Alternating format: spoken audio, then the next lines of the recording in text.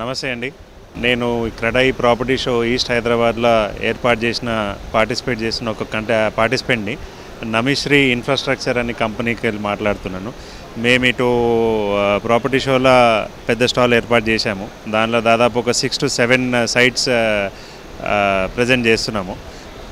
Response చాలా బాగున్నది. First time మేము ఇటువైపు చేయబడింది దేనికంటే ఇది ఉప్పల్ ప్లస్ ఎల్బీ నగర్ మధ్యలో ఉండేదానికి, ప్లస్ అన్ని ప్రాపర్టీస్ చూసుకోనికి ఇది అందరికీ దగ్గర పడాలని, ప్లస్ నారపల్లి, గట్కేసర్, ఈ ఉప్పల్, మళ్ళీ తార్నాక, అప్సిగూడ వాళ్ళు కూడా దగ్గర పడుతుంది. జనరల్గా మేము ఏంటంటే సరూర్ నగర్లో పెట్టేటప్పటికి ఏంటంటే వన్ సైడ్ అయిపోతుంది. దానివల్ల ఏంటంటే ఇటువైపు పెడుతున్నాము. సో చాలామంది హోమ్ బయర్స్ వచ్చారు, చూశారు. మాకు ఒక total all together 3000 members register అయ్యారు ఈ 3 డేస్లో. ఇప్పుడు కూడా ఇవాళ కూడా బాగా వాకిన్స్ ఉన్నాయి. ఒక 30-35 సైట్ విజిట్స్ అయినాయి, కన్వర్ట్ కూడా అవుతాయి.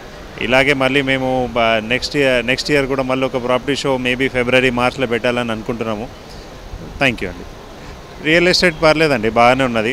అంటే చెప్పేదానికి పేపర్లో వచ్చేదానికి ప్లస్ మీడియాలో వచ్చేదానికి దీనికి చాలా తేడా ఉన్నది.